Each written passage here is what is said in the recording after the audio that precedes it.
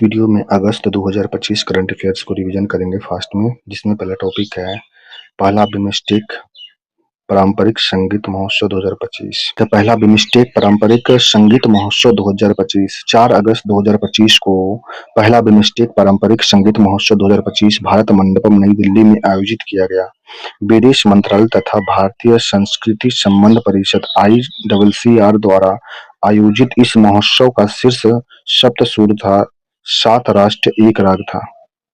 इस महोत्सव में बिम्स्टेक के 7 सदस्य देशों की विशिष्ट संगीत परंपराओं का उत्सव मनाया गया। इस अवसर पर भारत, बांग्लादेश, भूटान, म्यांमार, नेपाल, श्रीलंका और थाईलैंड के कलाकारों ने अपनी प्रस्तुतियां दी। विदेश मंत्री डॉक्टर एस जयशंकर इस कार्यक्रम का उद्घाटन किया। इस सांस्कृतिक पहल की शुरुआत अप्रैल 2025 में थाईलैंड में आयोजित बिम्स्टेक शिखर सम्मेलन के दौरान प्रधानमंत्री नरेंद्र मोदी द्वारा भारत में पहले बिम्स्टेक पारंपरिक संगीत महोत्सव की मेजबानी करने की घोषणा हुई थी। नेक्स्ट टॉपिक है भारत संयुक्त राष्ट्र वैश्विक क्षमता निर्माण पहल। 1 अगस्त 2025 को भारत संयुक्त राष्ट्र वैश्विक क्षमता निर्माण पहल के अंतर्गत 4 परियोजनाओं की पहली श्रृंखला का शुभारंभ किया गया। इस अवसर पर भारत में विभिन्न संयुक्त राष्ट्र एजेंसियों के प्रमुख तथा विदेश मंत्रालय के वरिष्ठ अधिकारी उपस्थित रहे। भारत संयुक्त राष्ट्र वैश्विक क्षमता निर्माण पहल वैश्विक दक्षिण के देशों के लिए क्षमता निर्माण, औद्योगिक तथा आर्थिक सहयोग के क्षेत्र में भारत की विशेषज्ञता का स्वास्थ्यिक विस्तार है। इसका उद्देश्य संयुक्त राष्ट्र एजेंसियों के सहयोग से साझेदारी देशों की मांग के अनुरूप कार्यक्रम को विकसित करना है। इस पहल का उद्देश्य सतत विकास लक्ष्यों SDGs की प्राप्ति में सकारात्मक योगदान देने वाले क्षेत्र में विशेष प्रशिक्षण प्रदान कर मानव संसाधनों को सशक्त बनाना है। इस पहल के अंतर्गत संयुक्त राष्ट्र एजेंसियां मेजबानी सरकार को SDG उन्मुख परियोजना तथा अन्य संबंधी पहलुओं की पहचान में सहयोग करेगी, जबकि प्रशिक्षण कार्यक्रम जो है भारत सरकार ITEC Indian technical and economic corporation कार्यक्रम के माध्यम से लागू किया जाएगा। उल्लेखनीय है कि यह पहल की घोषणा सितंबर 2023 में संयुक्त राष्ट्र महासंघ UNGA के 78वें सत्र के अवसर पर की गई थी।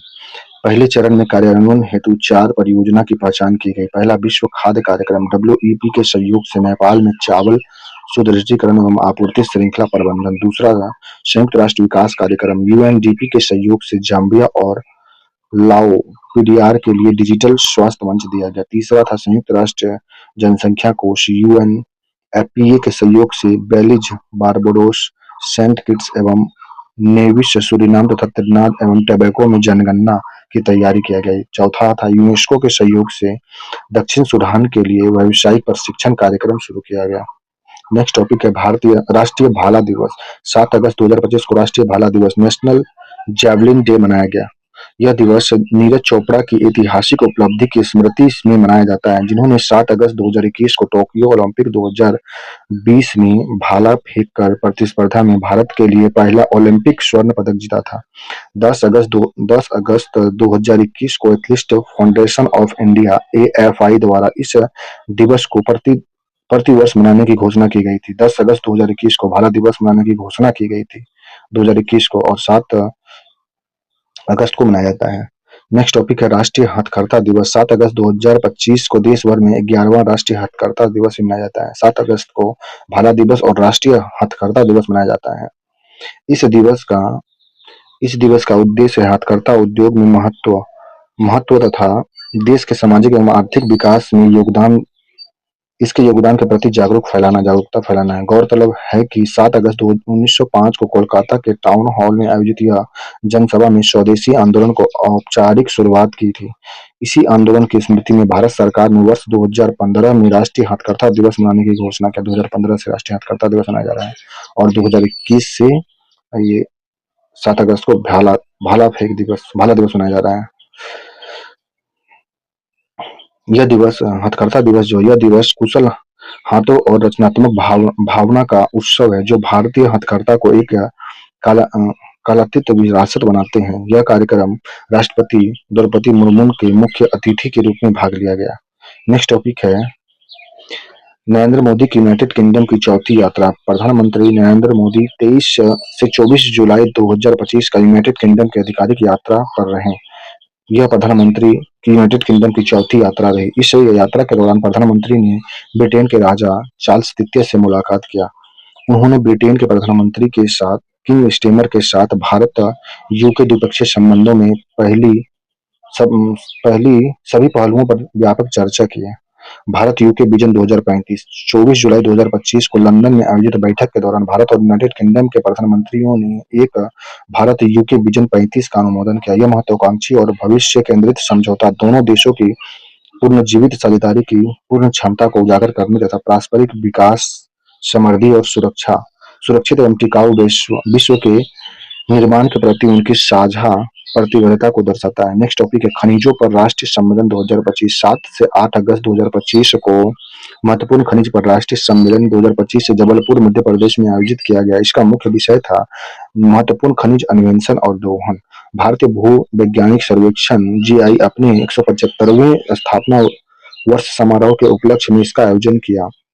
इस कार्यक्रम में हितधारकों, नीति निर्माताओं, आईआईटी, विश्वविद्यालय अनुसंधान संस्थान और शिक्षाविदों ने भाग लिया था। नेक्स्ट टॉपिक है स्थानीय लोगों का अंतर्राष्ट्रीय दिवस। 9 अगस्त 2025 को संपूर्ण विश्व के स्थानीय लोगों को अंतर्राष्ट्रीय दिवस मनाया गया।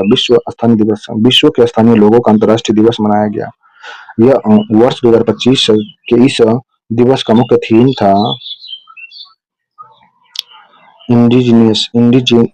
Indigenous people and AI definition right shipping future है। उल्लेखनीय है कि 13 सितंबर 2007 को संयुक्त राष्ट्र महासभा ने स्थानीय लोगों के अधिकार पर संयुक्त राष्ट्र घोषणा पत्र UN declaration on the right of indigenous people को अपनाया था। नेक्स्ट टॉपिक है intermediate edge nuclear forest INF संधि।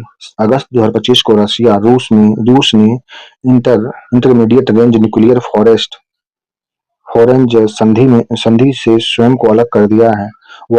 यह वर्ष 1987 की एक महत्वपूर्ण शस्त्र नियंत्रित संधि थी जिसके अंतर्गत भूमि के प्रक्षेपित 500 से 5000 किलोमीटर मारक क्षमता वाले मिसाइल पर प्रतिबंध लगाया गया था। 1987 में यह संधि यूएन स्टेट, संयुक्त राज्य अमेरिका तथा तत्कालीन सोवियत संघ और उसके उत्तराधिकारी रूस के मध्य संपन्न हुई थी। तत्कालीन अमेरिकी राष्ट्रपति रोनाल्ड रीगन तथा सोवियत महासचिव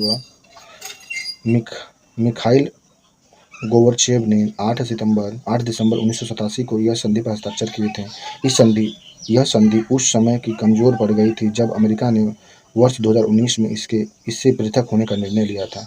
यह संधि उस समय ही कमजोर पड़ गई थी जब अमेरिका ने वर्ष 2019 में इससे पृथक होने का निर्णय लिया था। नेक्स्ट टॉपिक है क्रॉसेनिकियोव ज्वालामुखी। 3 अगस्त 2025 को रूस के सुदूर पूर्वी कामचट्टा प्रायद्वीप में स्थित क्रॉसेनिकियोव ज्वालामुखी में विस्फोटक प्रारंभ हुआ। यह ज्वालामुखी करीब 600 वर्ष का सुप्त था, जिसमें रूस का जो ज्वालामुखी 600 वर्षों से सुप्त था, जिसमें विस्फोट 3 अगस्त 2025 को हुआ है।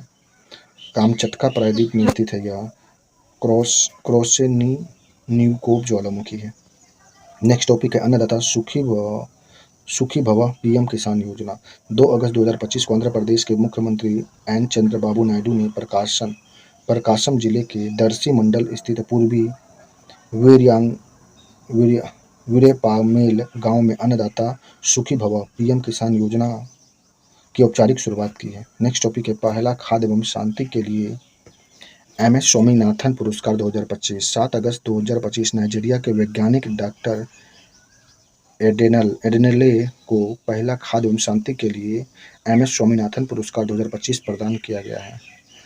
इन्हें नाइजीरिया में भूखमरी से लड़ने के प्रयास के लिए यह पुरस्कार प्रदान किया गया। नई दिल्ली में एमएस स्वामीनाथन शताब्दी अंतर्राष्ट्रीय सम्मेलन के दौरान प्रधानमंत्री ने यह पुरस्कार प्रदान किया गया। खाद्य सुरक्षा बढ़ावा और शांति को बढ़ावा देने में उत्कृष्ट योगदान देने वाले व्यक्तियों को सम्मिलित करने के उद्देश्य से यह पुरस्कार शुरू किया गया था। इस पुरस्कार में चयनित कार्यकर्ता को $25,000 की धनराशि और एक पदक प्रदान किया जाता है। यह पुरस्कार 50 वर्ष से कम आयु के व्यक्ति, वैज्ञानिक या पेशेवर, किसी विकासशील देश के नागरिक को और कम से कम पिछले 5 वर्षों से किसी विकासशील देशों में काम कर रहे जिन्हें खाद्य और पोषण सुरक्षा, खाद्य प्रणालियों, फसल फसल, कृषि, मत्स्य पालन, पशुधन, जलीय कृषि और अन्य खाद्य उत्पादन प्रणालियों में संयुक्त या शांति के लिए जलवायु लचीलापन में उत्कृष्टता और प्रभाव का प्रदर्शन किया हो उसे प्रदान किया जाता है।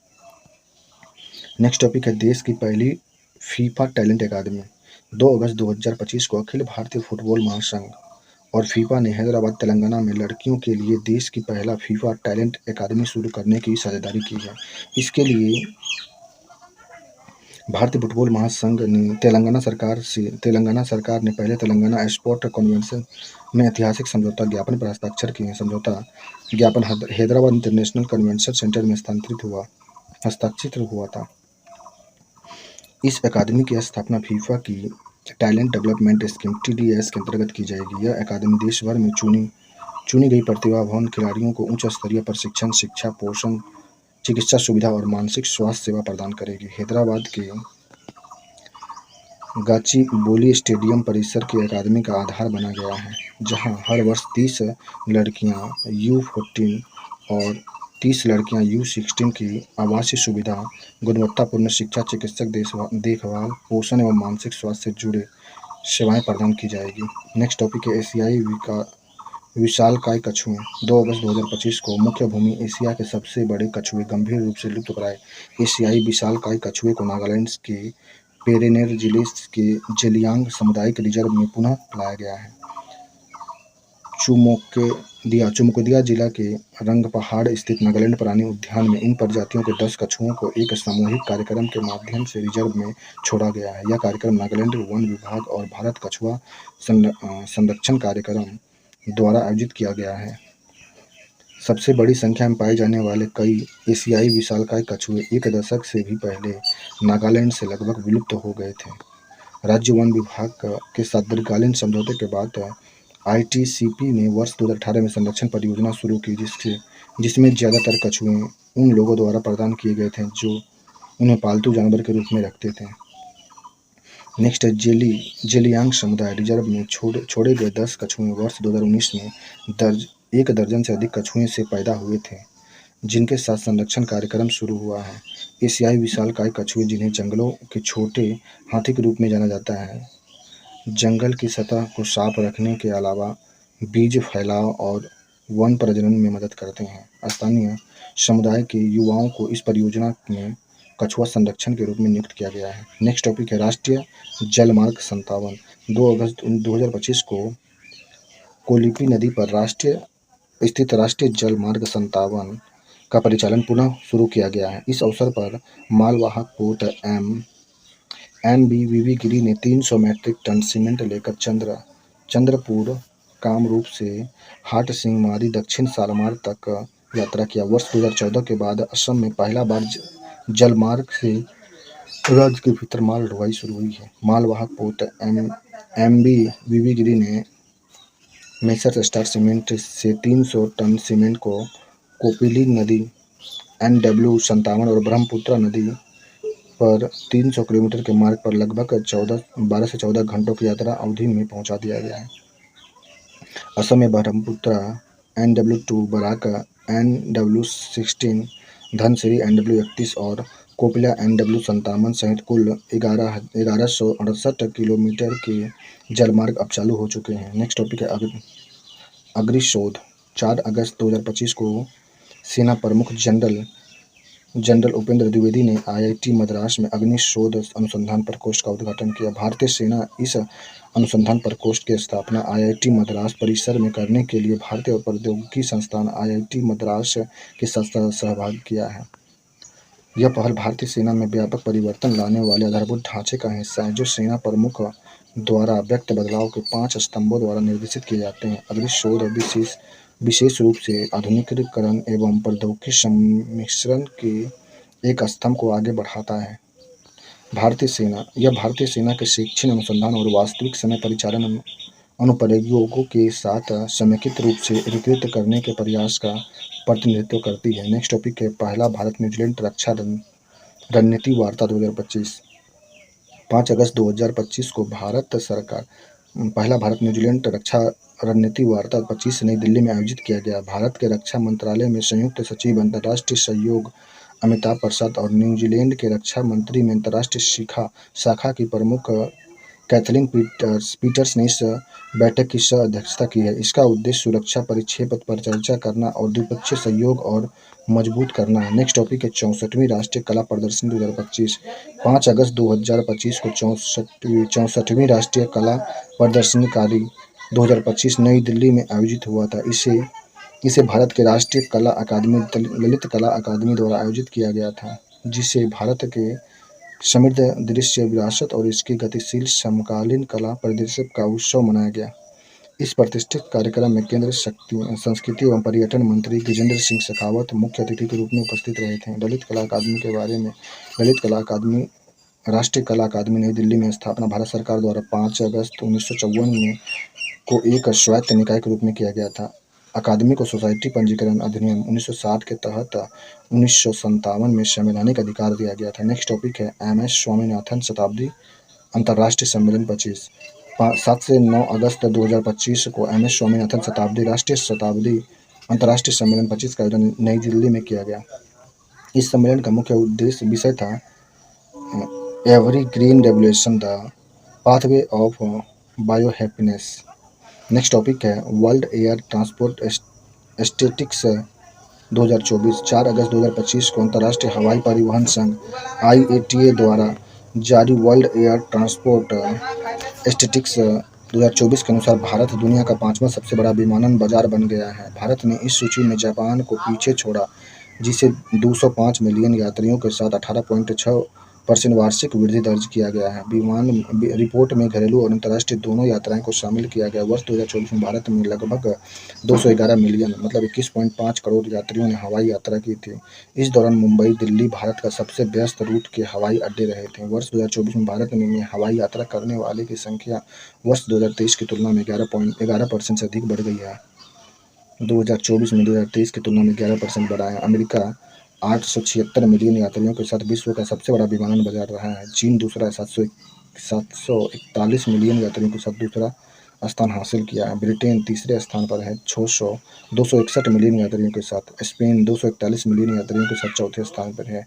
विश्व के 10 सबसे व्यस्ततम हवाई अड्डे मुंबई दिल्ली रूट 7वें स्थान पर रहा है, जहां से वर्ष 2024 में 5.7 मिलियन यात्रियों ने यात्रा किया था। विश्व के व्यस्ततम हवाई अड्डों में सबसे अधिक दक्षिण कोरिया का जेजू सियोल रूट रहा, जहां से वर्ष 2024 में 13.2 मिलियन यात्रियों ने यात्रा किया था। नेक्स्ट टॉपिक है गुरुग्राम में मात्र वन पहल।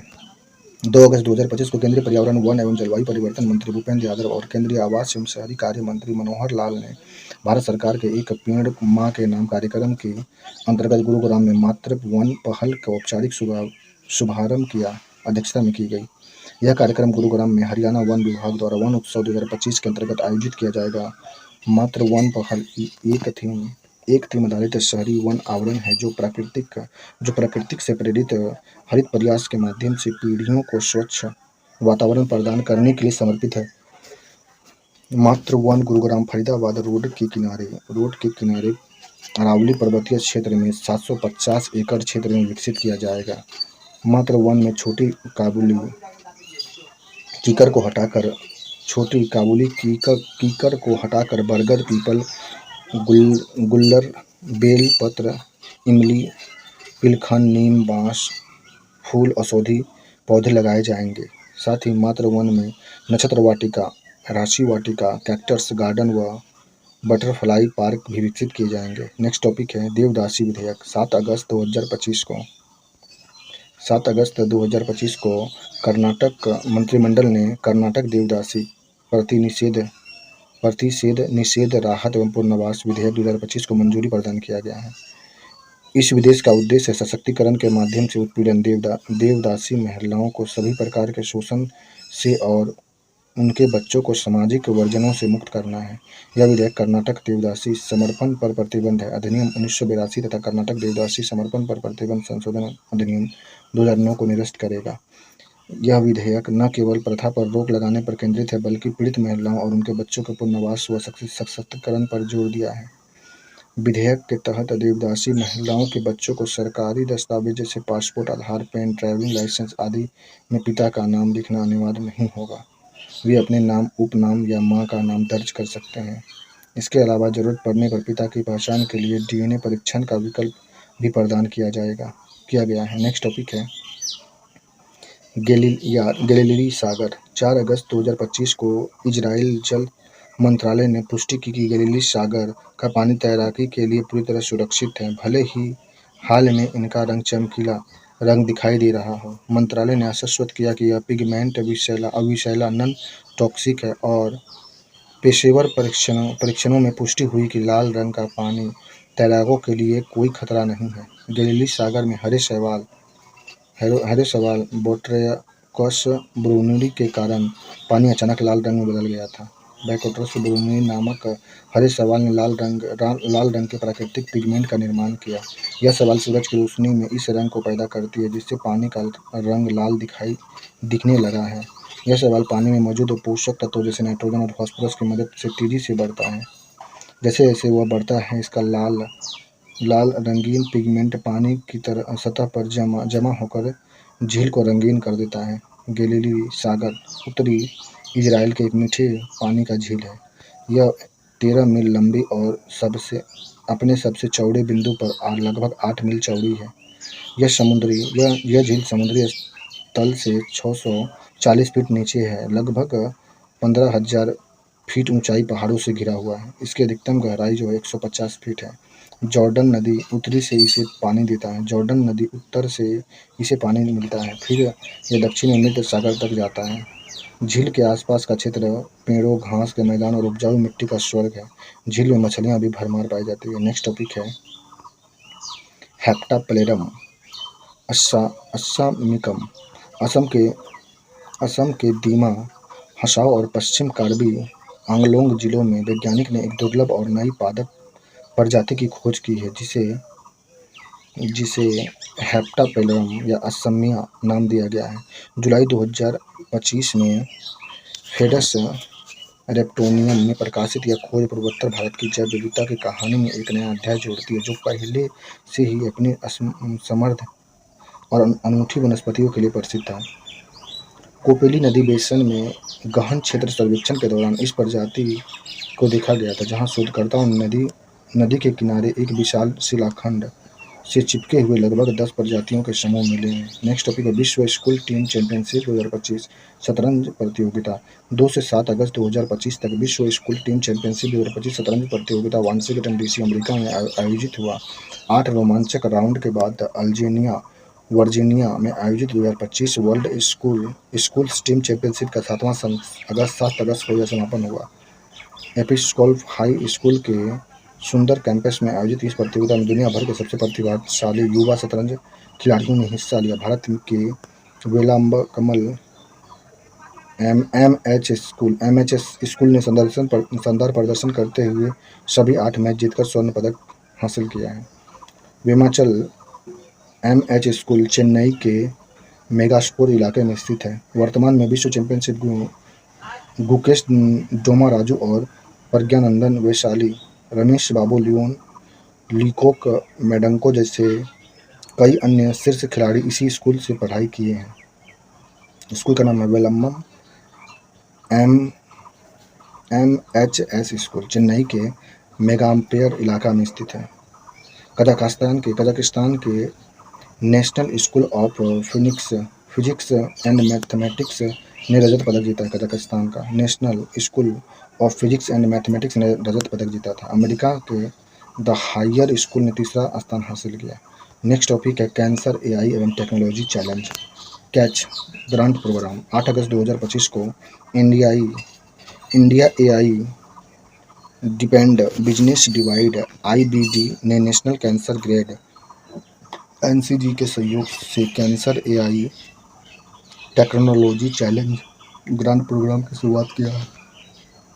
इस पहल का उद्देश्य संपूर्ण भारत में कैंसर स्क्रीनिंग, निदान, उपचार, सहयोग एवं स्वास्थ्य सेवा संचालन को सुदृढ़ करने के लिए अभिनव कृत्रिम बुद्धिमत्ता (AI) समाधानों के विकास और तैनाती को समर्थन देना है। इस कार्यक्रम के तहत चयनित टीमों को, जिनमें तकनीकी, अनुवेंशन एवं नैदानिक संस्थान शामिल होंगे, प्रति परियोजना 50 लाख रुपए तक की पायलट ग्रांट प्रदान की जाएगी। यह ग्रांट इंडिया एआई और एजेंसी द्वारा संयुक्त रूप से वित्त पोषित होगी।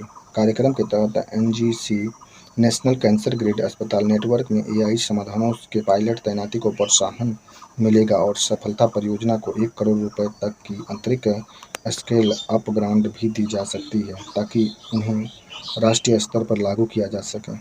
चैलेंज का फोकस उच्च प्रभाव वाले क्षेत्र पर होगा, जिसमें एआई सक्षम स्क्रीनिंग, नैदानिक निर्णय समर्थन, रोगी सहभागिता, परिचालन दक्षता और अनुसंधान और डेटा प्रबंधन शामिल होते हैं। नेक्स्ट टॉपिक है मेरिट योजना। 8 अगस्त 2025 को केंद्रीय मंत्रिमंडल ने तकनीकी शिक्षा में बहुविषयक शिक्षा और अनुसंधान सुधार मेरिट योजना को लागू करने का प्रस्ताव मंजूर किया है।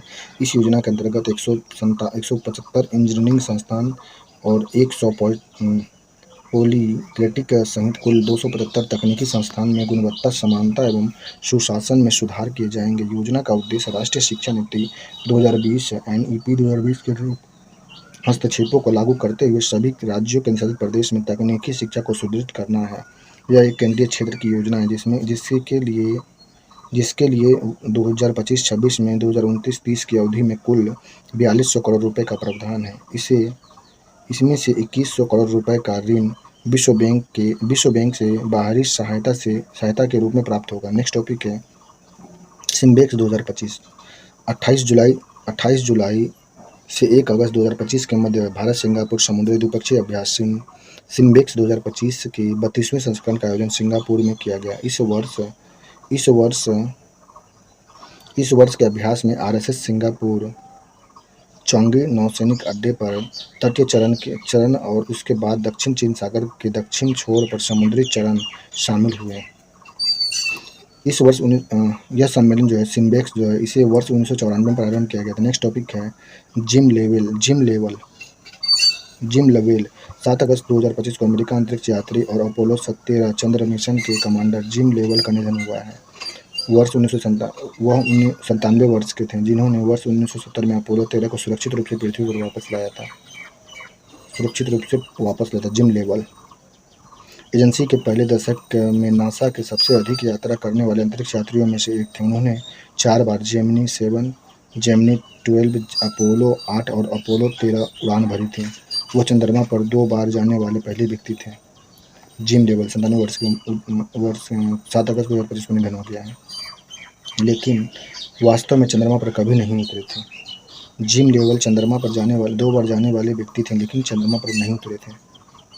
नेक्स्ट टॉपिक है एस्ली नेक्स 2025। 14 से 18 अगस्त 2025 तक श्रीलंका भारत नौसेना अभ्यास के 12वें संस्करण का आयोजन कोलंबो में किया गया। इनका उद्देश्य है संयुक्त रूप से बहुआयामी समुद्री संचालन के साथ इंटरऑपरेबिलिटी, समुद्र सहयोग को बढ़ावा और सर्वोत्तम प्रथाओं का आदान प्रदान करना। इस अभ्यास का पिछला संस्करण 17 से 20 सितंबर 2024 तक भारत के विशाखापट्टनम में आयोजित किया गया था। यह अभ्यास 2 चरणों में आयोजित किया गया। पहला चरण कोलंबो में हर्बल चरण में शुरू हुआ था, 14 से 16 अगस्त 25 तक चला और इसके बाद 17 से 18 अगस्त 2025 तक समुद्री चरण आयोजित हुआ। इसमें भारतीय नौसेना के जहाज INS राणा, निर्देशक मिसाइल विध्वंसक और INS ज्योति फ्लिटर टैंकर ने भाग लिया। SLNS गजबाहु और विजयबाहु दोनों उन्नत अतटीय गश्ती पोत हैं। श्रीलंकाई नौसेना का प्रतिनिधित्व किया। इस युद्ध अभ्यास की शुरुआत 2005 में हुआ था। नेक्स्ट टॉपिक है इच्छक।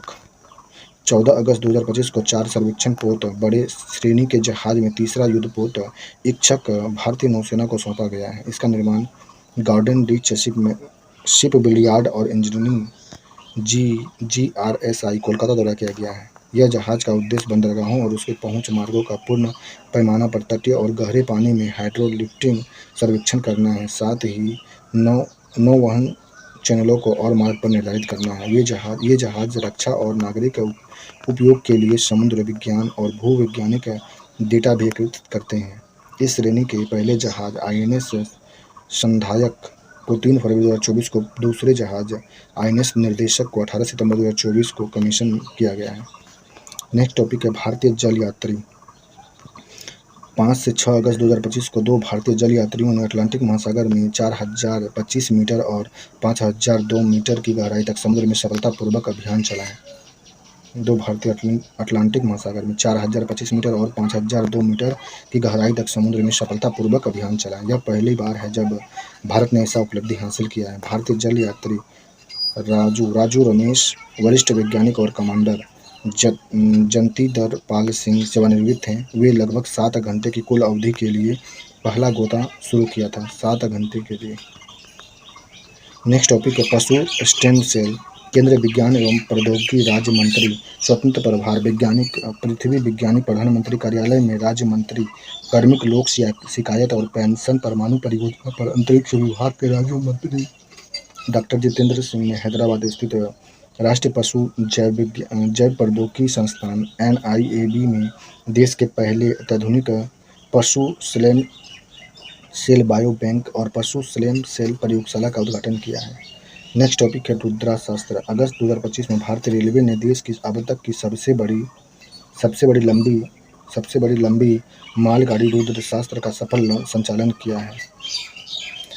यह 4.5 किलोमीटर लंबा मालगाड़ी पंडित दीनदयाल उपाध्याय मंडल DDU से धनबाद मंडल के लिए भेजी गई, जिसका उद्देश्य माल की तेजी से लोडिंग एवं परिवहन सुनिश्चित करना था। रुद्राशास्त्र नाम है इसका। नेक्स्ट टॉपिक है मुख्यमंत्री निजुत मोइनाट्टू। असम के मुख्यमंत्री डॉक्टर हेमंत बिश्व शर्मा ने गुवाहाटी में मुख्यमंत्री निजुत मोइनाट्टू योजना शुरू किया। यह मासिक वित्तीय सहायता योजना राज्य के बालिका के उच्च शिक्षा में नामांकन बढ़ाने और ड्रॉप आउट दर कम करने में उद्देश्य से शुरू की गई। नेक्स्ट टॉपिक है अजरबैजान और ओमानिया। 8 अगस्त 2025 को अजरबैजान और ओमानिया के नेता ने दशकों से चले आ रहे संघर्ष को समाप्त करने के उद्देश्य से व्हाइट हाउस में एक शांति समझौता पर हस्ताक्षर किए हैं। इस समझौता में विवादित नारगेशो काराबाख क्षेत्र को लेकर दशकों से चली आ रही दुश्मनी का औपचारिक अंत हो गया है। यह समझौता अमेरिका राष्ट्रपति डोनाल्ड ट्रंप की उपस्थिति में हस्ताक्षरित हुआ है। वर्ष 1980 और 1990 के दशक में अजरबैजान और ओमानिया के बीच नारगेशो काराबाख को लेकर लड़ाई हुई थी और अजरबैजान में आर्मेनियाई मूल का एक क्षेत्र और उसके बाद से हिंसा बढ़ती गई। नेक्स्ट टॉपिक है समुद्री खाद्य निर्यातक सम्मेलन। 11 अगस्त 2025 को समुद्री खाद्य निर्यातक सम्मेलन 2025 नई दिल्ली में हुआ। भीमराव अंबेडकर भवन में आयोजित किया गया। इसका उद्देश्य है मत्स्य पशुपालन और डेयरी मंत्रालय के अंतर्गत मत्स्य पालन विभाग द्वारा किया गया था। यह समुद्री खाद्य निर्यातक सम्मेलन। अंतर्राष्ट्रीय युवा दिवस। 12 अगस्त 2025 को संपूर्ण विश्व में अंतर्राष्ट्रीय युवा दिवस मनाया गया। इसका मुख्य विषय थीम था local youth action for the SDG and beyond. उद्देश्य गरीबी उन्मूलन एवं सतत विकास के लक्ष्य को प्राप्ति करने के लिए युवा लोगों को अग्रणी भूमिका सुनिश्चित करना था। उल्लेखनीय है कि वर्ष 1999 में संयुक्त राष्ट्र महासभा द्वारा 12 अगस्त को इस दिवस को मनाने की घोषणा की गई थी। 12 अगस्त को 1999 में संयुक्त राष्ट्र महासभा द्वारा अंतर्राष्ट्रीय युवा दिवस। इस दिवस का वैश्विक आयोजन नैरोबी केन्या में US हैबिटेट के सहयोग से किया गया। नेक्स्ट टॉपिक है विश्व हाथी दिवस। 12 अगस्त 2025 को संपूर्ण विश्व में विश्व हाथी दिवस वर्ल्ड एलिफेंट डे मनाया गया। इस दिवस को मनाए जाने की शुरुआत 1992 में शुरू हुई थी। IUCN international union of conservation of nature की रेड लिस्ट में अफ्रीकन हाथी को लुप्तप्राय और गंभीर रूप से संकटग्रस्त एवं एशियन हाथी को लुप्तप्राय श्रेणी में दिखाया गया है। भारत सरकार ने हाथियों को संरक्षण के लिए वर्ष 1992 में प्रोजेक्ट एलिफेंट लॉन्च किया था। इस अवसर पर पर्यावरण, वन एवं जलवायु परिवर्तन मंत्रालय, तमिलनाडु वन विभाग के साथ मिलकर कोलम्बटूर में विश्व हाथी दिवस समारोह का आयोजन किया गया। भारत में हाथी गलियारों पर 2023 की रिपोर्ट के अनुसार दुनिया के लगभग 60% जंगली हाथी की आबादी भारत में रहती है। भारत में हाथियों को राष्ट्रीय विरासत पशु का दर्जा वर्ष 2010 में प्राप्त हुआ था। नेक्स्ट टॉपिक है ऑपरेशन अलर्ट। 11 अगस्त 2025 को सीमा सुरक्षा बल BSF ने राजस्थान में भारत पाकिस्तान सीमा पर ऑपरेशन अलर्ट नामक एक सप्ताह का सुरक्षा अभियान शुरू किया। इसका उद्देश्य स्वतंत्रता दिवस के पहले सुरक्षा उपाय को और दृढ़ करना था। इसका समापन 17 अगस्त 2025 को शुरू हुआ। नेक्स्ट टॉपिक है 15वीं हॉकी इंडियन जूनियर महिला चैंपियनशिप 2025 1 से 12 अगस्त तक 15वीं हॉकी इंडियन जूनियर जूनियर महिला चैंपियनशिप 2025 आंध्र प्रदेश के काकीनाडा में आयोजित हुआ। झारखंड महिला हॉकी टीम हॉकी झारखंड ने 15वीं जूनियर राष्ट्रीय महिला हॉकी चैंपियनशिप में लगातार दूसरे वर्ष चैंपियन बनी। इसने फाइनल में हॉकी हरियाणा को 2-1 से हराया। झारखंड महिला हॉकी टीम ने वर्ष 2018, 2019, 2024 और 2025 में 4 बार जूनियर राष्ट्रीय चैंपियनशिप जीती है। झारखंड की महिला हॉकी टीम ने वर्ष 2025 की 3 श्रेणियों यानी सीनियर, जूनियर और सब जूनियर के राष्ट्रीय चैंपियनशिप जीती है। नेक्स्ट टॉपिक है पुरुष और महिला player of the month award. अंतर्राष्ट्रीय क्रिकेट परिषद आईसीसी ने जुलाई 2025 के लिए पुरुष और महिला player of the month award विजेता की घोषणा किया था। आईसीसी ने वर्ष 2025 के लिए जुलाई 2025 के लिए भारत के शुभम गिल को ICC men's player of the month चुना था। गिल ने यह सम्मान चौथी बार जीता है। ऐसा करने वाले पहले पुरुष खिलाड़ी बन गए हैं। इससे पहले वे जनवरी 2023, सितंबर 2023, फरवरी 2025 में यह पुरस्कार जीत चुके हैं। इंग्लैंड के बल्लेबाज सोफिया डंकले इस ICC women player of the month चुनी गई है। नेक्स्ट टॉपिक है इक्वेटर पुरस्कार। इक्वेटर पुरस्कार 8 अगस्त 2025 को union national development programme UNDP ने इक्वेटर पुरस्कार 2025 के विजेताओं की घोषणा किया है। इस वर्ष के 10 पुरस्कार विजेता निम्नलिखित हैं। कोवापेरिटेवा के मुजेनेस आर्टेसना डेल ग्राउचोवा अर्जेंटीना के हैं। आयोजक ओयाजोप के स्वदेशी लोगों के लिए संघ है, ब्राजील का यह। हामू अमेजन फाउंडेशन जो है इक्वेटर का है। बीबी फातिमा स्व सहायता समूह इंडिया का है। बीबी फातिमा स्व सहायता समूह इंडिया का है। इसे इक्वेटर पुरस्कार दिया गया है। मित्रा बुम्मा इंडोनेशिया का है। रानू वेलगम फाउंडेशन इंडोनेशिया का है। Nature and people as one Kenya का है। Sea woman of Malaysia Inc Papua New Guinea का है। पेरू का प्रथम कृषि जैव विविधता क्षेत्र कुयो टेरेस पूना पेरू का है। साइलेंट ओशियन अलायंस तांजानिया का है। नेक्स्ट टॉपिक है बीबी फातिमा स्वयं सहायता समूह के बारे में। यह कर्नाटक में स्थापित महिलाओं की एक नेतृत्व वाली पहल है जो बाजरा आधारित बहुफसलीय कृषि बीज बैंक तथा सौर ऊर्जा आधारित प्रसंस्करण प्रणाली के माध्यम से 30 गांव के 5,000 से अधिक किसानों को सहयोग प्रदान करता है। यह पहल पारंपरिक ज्ञान को पुनर्योजन, कृषि एवं नवीकरण ऊर्जा को साथ जोड़कर जैव विविधता के संरक्षण, खाद्य सुरक्षा को बढ़ावा देने तथा वंचित महिलाओं एवं युवाओं को कृषि उद्यमी के रूप में सशक्त बनाने के कार्य करता है। नेक्स्ट इक्वेटर पुरस्कार के बारे में। इक्वेटर पुरस्कार एक प्रतिष्ठित सम्मान है जो प्रतिवर्ष आदिवासी समुदाय एवं स्थानीय समुदाय द्वारा संचालित प्राकृतिक आधारित समाधानों को प्रदान किया जाता है जो सतत विकास एवं पारिस्थितिकी लचीलापन को बढ़ावा देता है। यह पुरस्कार की शुरुआत वर्ष 2002 में हुआ था। इसके अंतर्गत प्रत्येक विजेता पहल को 10,000 अमेरिकी डॉलर पुरस्कार दी जाती है। नेक्स्ट है तीसरा भारत सिंगापुर त्रिस्तरीय गोलमेज सम्मेलन।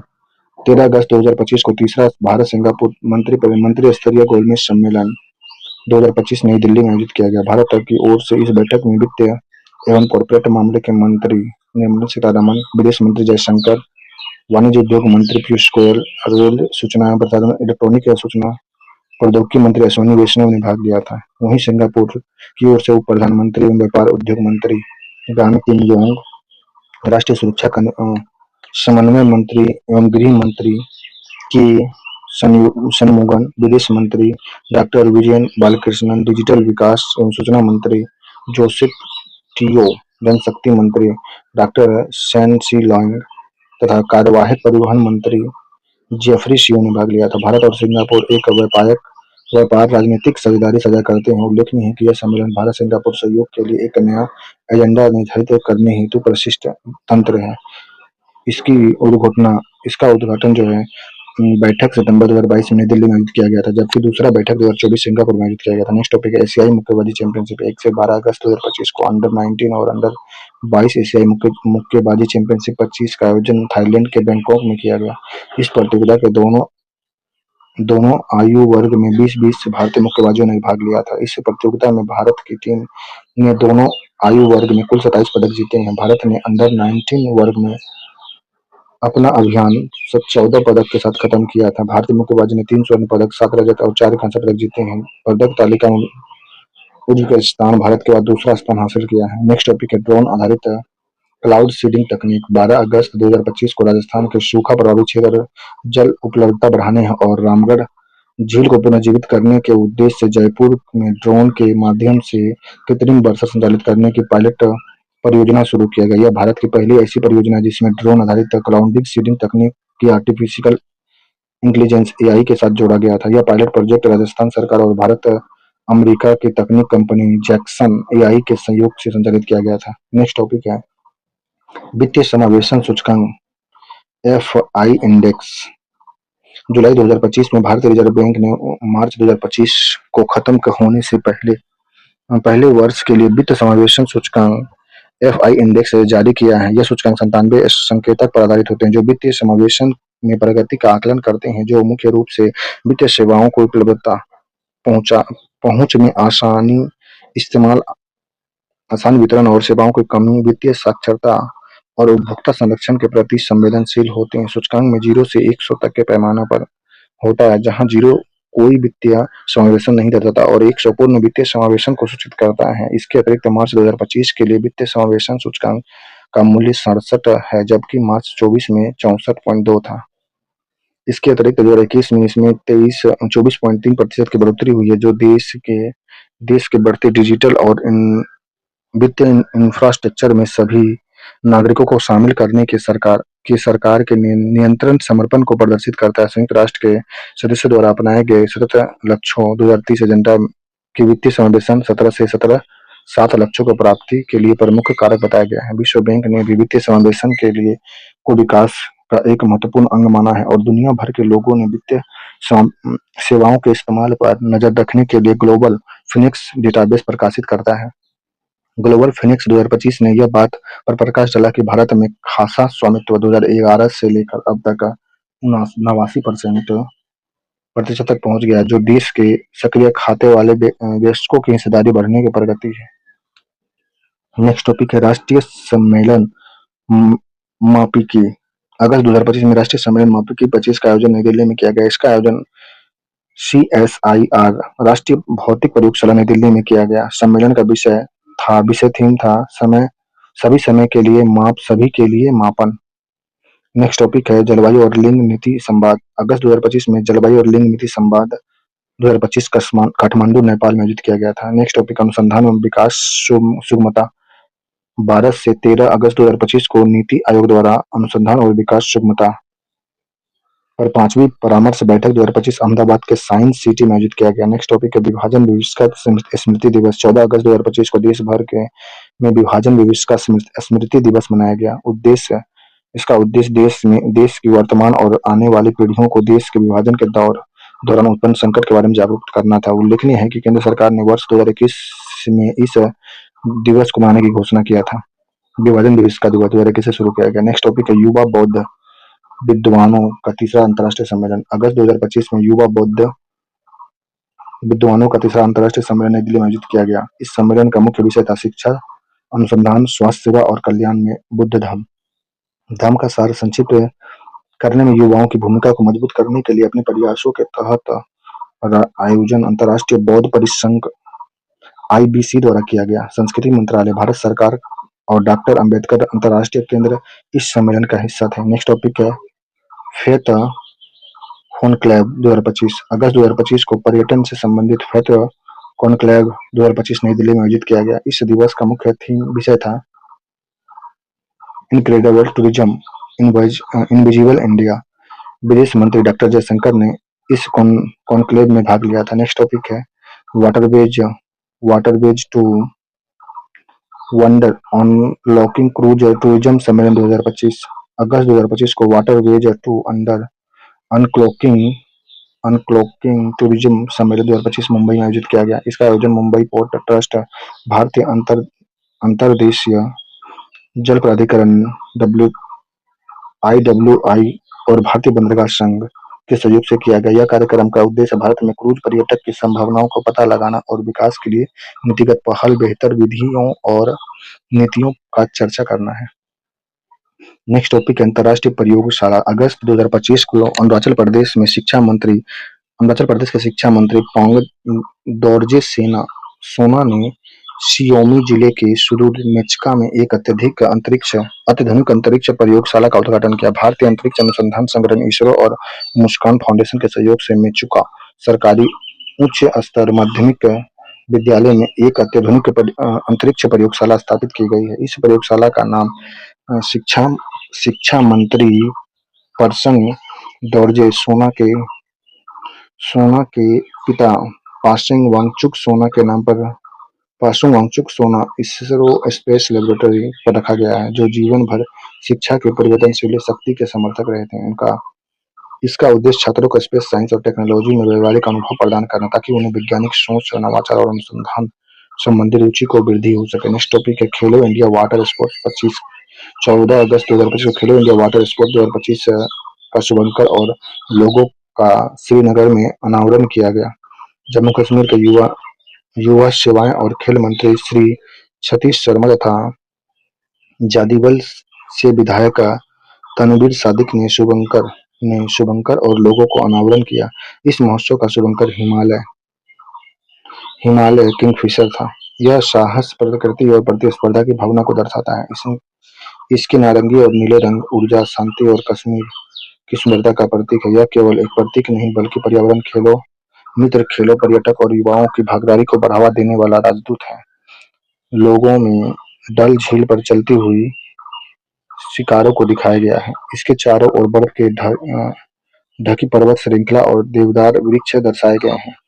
यह लोगों कश्मीर की प्राकृतिक शांति और खेलों को ऊर्जा का सक्षम बनाता है। यह पहल अवसर है जब खेलो इंडिया के तहत जल क्रीड़ा प्रतियोगिता आयोजित होगी। मुख्य स्पर्धाएं रोइंग, कैनोइंग और काइंग है। प्रदर्शन स्पर्धाएं जो वाटर स्कीइंग, शिकारा रेस और ड्रैगन बोट रेस होता है। देश भर के 36 राज्य और केंद्र शासित प्रदेश में 400 से अधिक खिलाड़ी इसमें भाग लेंगे। इसका आयोजन जम्मू कश्मीर के स्पोर्ट काउंसिल करेगी। इसमें केंद्रीय युवा कार्य एवं खेल मंत्रालय, भारत खेल प्राधिकरण, SAI सहयोग करेगी। जम्मू कश्मीर पहले ही मार्च 25 में खेलो इंडिया वाटर गेम्स का मेजबानी गुलबर्ग में कर चुका है। इस अवसर पर खेलों को आधिकारिक किट भी जारी की जाएगी। पहला खेलो इंडिया वाटर स्पोर्ट महोत्सव श्रीनगर के प्रसिद्ध डल झील में 21 से 23 अगस्त 2025 तक आयोजित किया गया था। नेक्स्ट टॉपिक है सिन सिटी ओपन 2025। अगस्त 2025 के मध्य टेनिस प्रतियोगिता सिनसिनाटी ओपन 2025 का आयोजन मेसन, वहिया, अमेरिका में किया गया। इस प्रतियोगिता के परिणाम इस प्रकार थे। पुरुष एकल में सिन सिटी ओपन में पुरुष एकल का विजेता जो थे कार्लोस अल्काराज स्पेन का, उपविजेता जेनिक सिनर इटली का है। महिला एकल का सिनसिनाटी ओपन का विजेता जो है ईगा स्विटेक पोलैंड के, उपविजेता जमशिन पोलोनिगनी इटली का है। युगल पुरुष विजेता सिनसिनाटी ओपन का जो है निकोला मैक्सन क्रोएशिया और राजीव राम संयुक्त राज्य अमेरिका का है। पुरुष युगल का उपविजेता लोरेंजो मुसेटो और लोरेंजो सेनेटो दोनों इटली के हैं। महिला युगल के विजेता ग्रेवियोला डाब्रोस्की कनाडा और एलिस रोटलीफे न्यूजीलैंड की है। उपविजेता में गुओ हानु चीन की है और एंजेड्रा फेनोवा रूस की है। नेक्स्ट टॉपिक है वेनरा डी मिशन। अगस्त 2025 को रूस ने वर्ष 2036 से पहले शुक्र ग्रह पर पुनः जाने के लिए वेनरा डी मिशन लॉन्च करने की घोषणा किया है। नेक्स्ट टॉपिक है सीपी राधाकृष्णन। 17 अगस्त 2025 को महाराष्ट्र के राज्यपाल सीपी राधाकृष्णन उपराष्ट्रपति चुनाव में राष्ट्रीय जनतांत्रिक गठबंधन NDA के उम्मीदवार घोषित हुए। वे 2 बार लोकसभा सदस्य संसद रह चुके हैं और 2 बार लोकसभा सांसद रह चुके हैं और पार्टी की तमिलनाडु इकाई के अध्यक्ष पद पर भी कार्य कर चुके हैं। वे तमिलनाडु के कोयम्बटूर में से 2 बार लोकसभा के लिए चुने गए थे। उन्होंने यहाँ 2 बार 1998 और 1999 में जीत हासिल की थी। फरवरी 2023 में उन्हें झारखंड का राज्यपाल नियुक्त किया गया था 2023 में। झारखंड के राज्यपाल रहते हुए उन्हें तेलंगाना के राज्यपाल और पुडुचेरी का उपराज्यपाल भी अतिरिक्त प्रभार सौंपा गया था। इसके बाद जुलाई 2024 में वे महाराष्ट्र के राज्यपाल बने थे। उल्लेखनीय है कि जगदीप धनखड़ 21 जुलाई 2025 को उपराष्ट्रपति पद से इस्तीफा की घोषणा की थी। नेक्स्ट टॉपिक है बी सुदर्शन रेड्डी। अगस्त 2025 को सुप्रीम कोर्ट के पूर्व न्यायाधीश बी सुदर्शन रेड्डी को इंडी गठबंधन के ने उपराष्ट्रपति पद के उम्मीदवार के रूप में नामित किया था। वर्ष 2007 में वह सुप्रीम कोर्ट के जज बने और 2011 में रिटायर हुए थे। वे मार्च 2013 में जस्टिस रेड्डी रिटायर्स गोवा के पहले लोकायुक्त बने थे। हालांकि कुछ महीने बाद सितंबर में उन्हें व्यक्तिगत कारण से इस्तीफा देना पड़ा था, जबकि एनडीए ने महाराष्ट्र के राज्यपाल सीपी राधाकृष्णन को उम्मीदवार बनाया है। नेक्स्ट टॉपिक है एआई संचालित यात्री गलियारा। अगस्त 2025 में दुबई अंतर्राष्ट्रीय हवाई अड्डे ने एआई संचालित यात्री गलियारा शुरू किया है। यह गलियारा यात्रियों को बिना कोई दस्तावेज दिखाए हुए ही सेकंड में अपवर्जन प्रक्रिया पूरी करने की सुविधा देता है। नेक्स्ट टॉपिक है निवेशक शिविर। 30 अगस्त 2025 को निवेशक को सशक्त बनाने के दावा प्रक्रिया को सरल बनाने के लिए हैदराबाद निवेशक शिविर का आयोजन किया गया। निवेशक शिक्षा एवं संरक्षक निधि प्रसारण आईईपीएफए, भारतीय प्रतिनिधि एवं विनिमय बोर्ड सेबी के सहयोग से यह शिविर आयोजित होगा। तकनीकी वस्त्र और विकसित भारत पर राष्ट्रीय शिखर सम्मेलन। अगस्त 2025 में तकनीकी वस्त्र और विकसित भारत और पर राष्ट्रीय शिखर सम्मेलन 2025 पटना बिहार में आयोजित हुआ।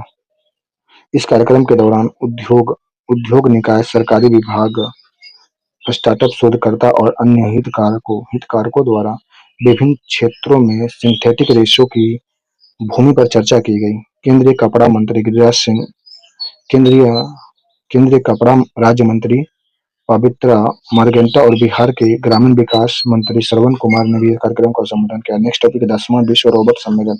8 से 12 अगस्त 2025 के मध्य 10वां विश्व रोबोट सम्मेलन 2025 बीजिंग, चीन में आयोजित किया गया। यह सम्मेलन कृत्रिम बुद्धिमत्ता प्लस रोबोनिक्स पर केंद्रित था। इसका उद्देश्य दुनिया में नए औद्योगिक विकास रुझान के तहत वैज्ञानिक और तकनीकी प्रगति को बढ़ावा देना है।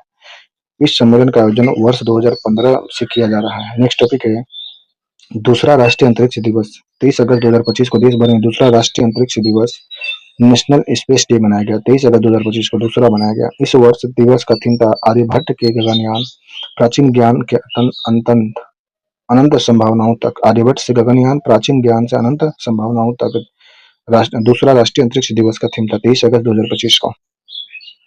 यह दिवस चंद्रयान 3 के मिशन विक्रम लैंडर की सफलता सॉफ्ट लैंडिंग और 23 अगस्त 2023 को चंद्रमा पर प्रज्ञान रोवर की तैनाती के उपलब्ध में मनाया जाता है। इसके साथ ही भारत चंद्रमा पर उतरने वाला चौथा देश और चंद्रमा के दक्षिणी ध्रुव क्षेत्र के पास उतरने वाला पहला देश बन गया है। चंद्रमा पर उतरने वाला चौथा देश, लेकिन दक्षिणी ध्रुव में उतरने वाला पहला देश बना है। सॉफ्ट लैंडिंग के बाद प्रज्ञान रोवर की सफलतापूर्वक तैनाती की गई। लैंडिंग स्थल का नाम शिव शक्ति पॉइंट रखा गया। इस उपलब्धि के सम्मान में भारत सरकार ने वर्ष 2023 में आधिकारिक तौर पर 23 अगस्त को राष्ट्रीय अंतरिक्ष दिवस घोषित किया। 23 अगस्त को इस दिवस के एक भाग के रूप में भारतीय अंतरिक्ष अनुसंधान संगठन इसरो ने नई दिल्ली में राष्ट्रीय अंतरिक्ष सम्मेलन 2.0 का आयोजन किया। नेक्स्ट टॉपिक है अखिल भारतीय विधानसभा अध्यक्ष सम्मेलन 2025। 24 से 25 अगस्त 2025 को अखिल भारतीय विधानसभा अध्यक्ष सम्मेलन 2025 दिल्ली के विधानसभा नई दिल्ली में आयोजित किया गया। इसे स्वतंत्रता सेनानी विठल भाई पटेल जी के केंद्रीय विधानसभा के पहले निर्वाचित भारतीय स्पीकर बनने के 100 वर्ष पूर्ण होने के उपलक्ष्य में आयोजित किया गया था। केंद्रीय गृह एवं सहकारिता मंत्री अमित शाह ने सम्मेलन का शुभारंभ किया था। नेक्स्ट टॉपिक गीता भवन। मध्य प्रदेश मंत्रिमंडल द्वारा नगरीय निकाय में गीता भवन स्थापित योजना को स्वीकृति प्रदान की गई। इसका उद्देश्य है समाज में पठन पाठन की रुचि को जागृत करना और सर्व सुविधा युक्त औपचारिक अध्ययन केंद्र के साथ साथ साहित्य और सांस्कृतिक गतिविधियों को प्रोत्साहन करना है। नेक्स्ट टॉपिक है लोकसभा की कार्यवाही में सभी 22 राजभाषा। 19 अगस्त 2025 को लोकसभा अध्यक्ष ओम बिरला ने 19 अगस्त 2025 को संसद में मानसून सत्र के दौरान घोषणा की कि वे लोकसभा की कार्यवाही में सभी 22 भाषाओं को शामिल किया गया है। घोषणा के अनुसार संसद की समावेशी विकास के लिए संविधान की 8वीं सूची में सूचीबद्ध सभी 22 भाषाओं में संसदीय कार्यवाही का अनुवाद अब उपलब्ध होगा। अभी तक सदन की कार्यवाही का अनुवाद हिंदी और अंग्रेजी के अतिरिक्त 18 भाषा में किया जा रहा था, जबकि अब इसमें कश्मीरी, कोंकणी और संथाली भाषाओं को भी शामिल किया गया जाने से उल्लेखनीय है कि सभी भाषाओं के अनुवाद की सुविधा उपलब्ध हो गई है। कश्मीर कोंकणी संथाली। संविधान की 8वीं अनुसूची में 22 भाषा असमिया, बंगाली, गुजराती, हिंदी, कन्नड़, कश्मीरी, कोंकणी, मलयालम, मणिपुरी, मराठी, नेपाली, उड़िया, पंजाबी, संस्कृत, सिंधी, तमिल, तेलुगु, उर्दू, बोडो, संथाली, मैथिली और डोगरी शामिल है। भारत के संविधान के अनुच्छेद 343 के अनुसार हिंदी भारत की राज्य भाषा और देवनागरी संघ की लिपि की आधिकारिक भाषा है। नेक्स्ट टॉपिक है नेपाल में रूबेला उन्मूलन।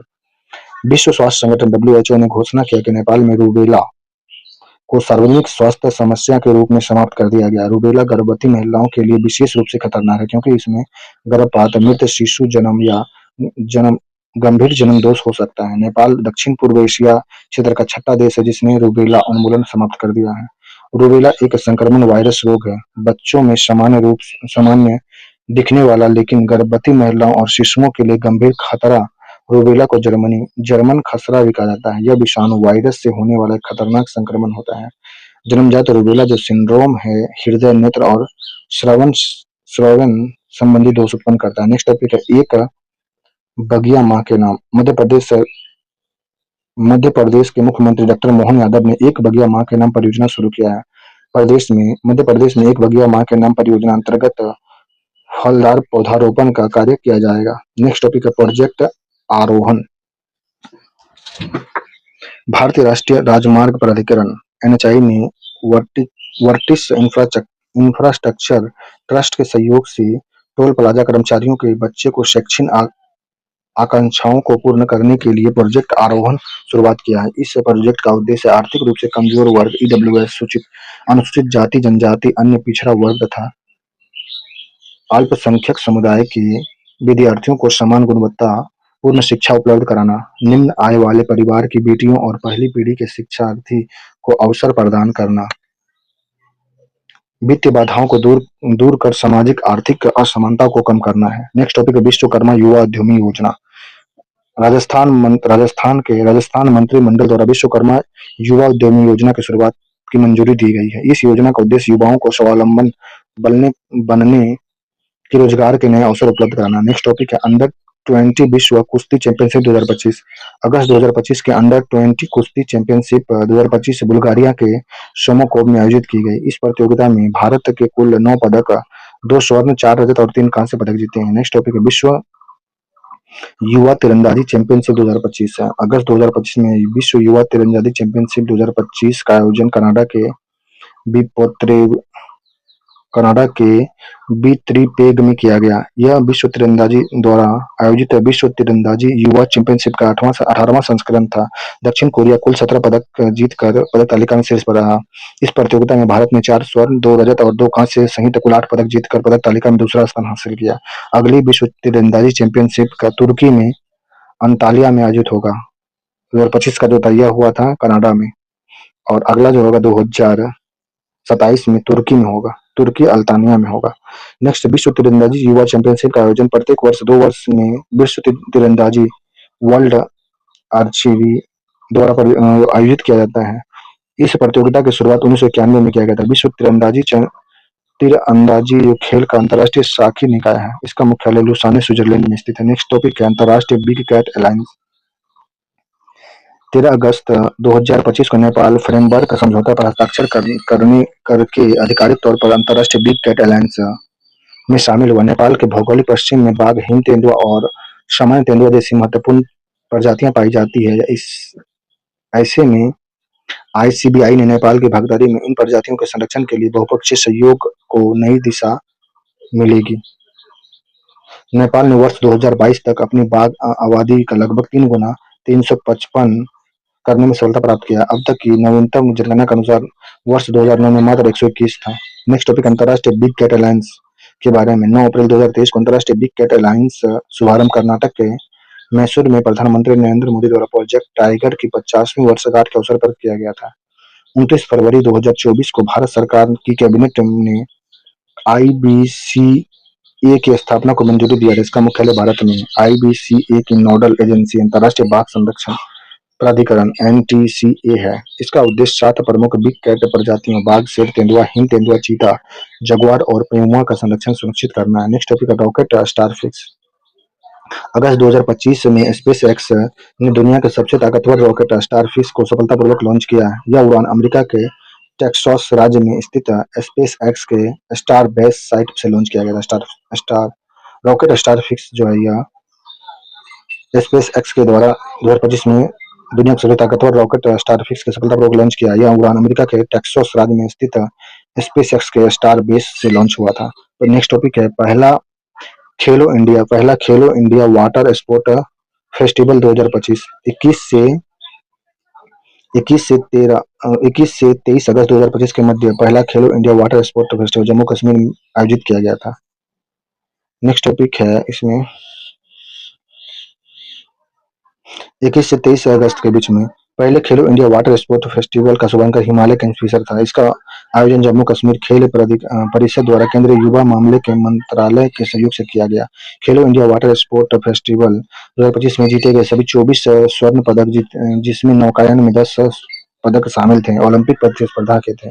खेलो इंडिया वाटर स्पोर्ट फेस्टिवल में 6 खेलों जैसे rowing, canoeing, kayaking, water skiing, सियरा रेस और ड्रैगन बोट भी शामिल थे। 28 राज्यों और 8 केंद्रशासित प्रदेश शामिल हुए थे। पहला बार आयोजन इस खेलों में भाग लिया था जो यह ओमान ओपन आयु वर्ग प्रतियोगिता थी। इसमें मध्य प्रदेश 10 स्वर्ण, 3 रजत और 5 कांस्य पदक कुल 18 पदक जीतकर पदक तालिका में शीर्ष पर रहा। मध्य प्रदेश पहला, दूसरा उड़ीसा 5 स्वर्ण, 5 रजत, 1 कांस्य के साथ 10 पदक जीतकर दूसरा स्थान हासिल किया। तीसरा नंबर पे केरल था। चौथे नंबर पर उत्तर प्रदेश। जम्मू कश्मीर मेजबान के रूप में अच्छा प्रदर्शन किया। 1 स्वर्ण, 1 रजत और 1 कांस्य पदक के साथ पदक तालिका में 7वें स्थान पर जम्मू कश्मीर रहा। नेक्स्ट टॉपिक है UNIFIL।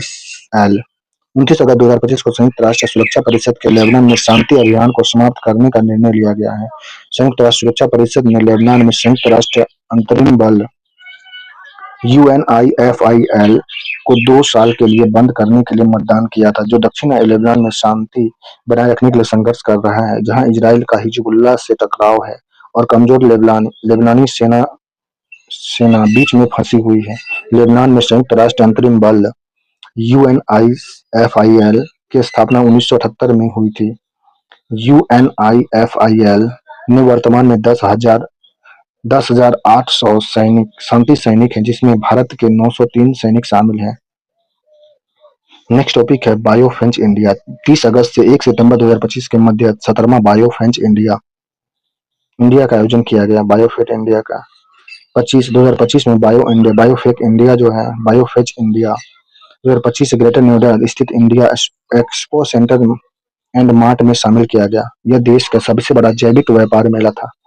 नेक्स्ट टॉपिक है उर्जित पटेल। 28 अगस्त 2025 को केंद्र सरकार ने भारतीय रिजर्व बैंक के पूर्व गवर्नर उर्जित पटेल को अंतर्राष्ट्रीय मुद्रा कोष IMF में कार्यकारी निदेशक के रूप में नियुक्त किया है। उनका कार्यकाल 3 वर्ष का होगा। वे KV सुब्रमण्यम की जगह लेंगे। यह नियुक्ति से पहले वे बीजिंग स्थित Asian infrastructure development bank AIIB के निर्देशक संचालन क्षेत्र फर्स्ट के उपाध्यक्ष के रूप में कार्यरत थे।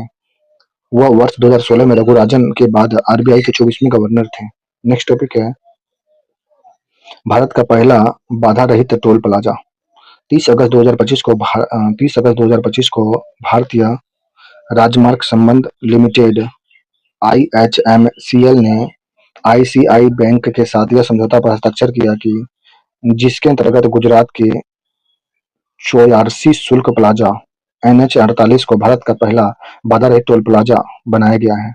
इसके अलावा हरियाणा को भारत का पहला बाधा रहित टोल प्लाजा जो है गुजरात का है। दूसरा है हरियाणा दोहरा शुल्क प्लाजा जो है 44 राजमार्ग 44 पर मल्टी लेन फ्री फॉल्क आधारित टोल व्यवस्था लागू करने के लिए ICICI बैंक के साथ एक समझौता पर हस्ताक्षर किए हैं। गुजरात स्थित चौयारसी शुल्क प्लाजा देश का पहला बाधा मुक्त टोल प्लाजा है।